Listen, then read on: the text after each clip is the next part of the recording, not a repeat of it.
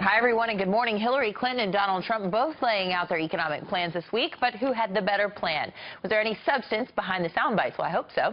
Here to break down both speeches is Professor Brian Brenberg, the chair of business and finance at the King's College in New York City. Good morning. Great to be here. A lot of folks at home are going, you know, the fireworks are fun to watch along the campaign trail, but we really want to get into the nitty-gritty of it, and both candidates laid out their economic plans.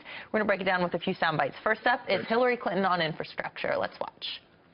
We will work with both parties to pass the biggest investment in new, good-paying jobs since World War II. We will put Americans to work, building and modernizing our roads, our bridges, our tunnels, our railways, our ports, our airports.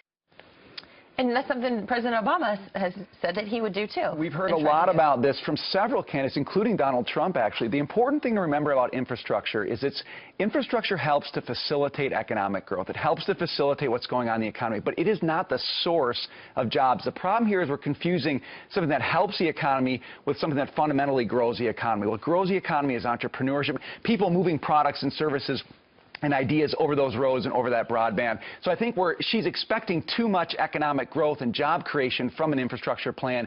We've got to be thinking more about entrepreneurship. That's a different question. And that entrepreneurship is something that Donald Trump says that he wants to protect with tax reform and those job creators. Let's take a listen to this.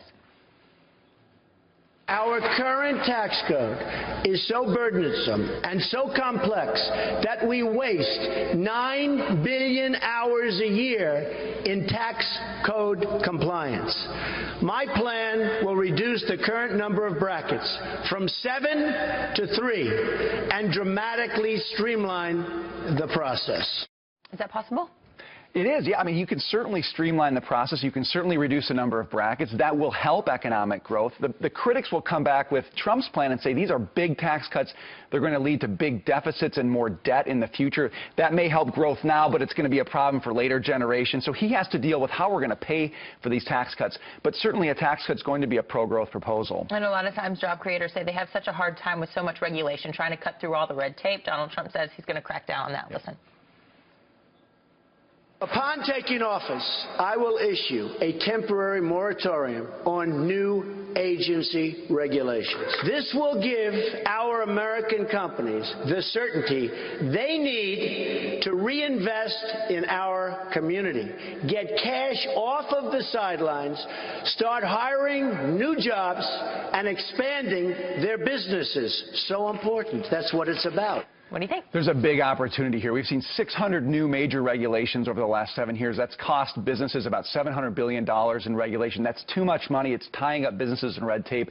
Regulatory reform would be a huge growth booster for job creation and wage growth. Would love to see something like that. It'd be possibly hard to get it done, but hopefully very hard to get it done. Right. Brian Brenberg, thank you so much. Great to be here. Professor at King's College.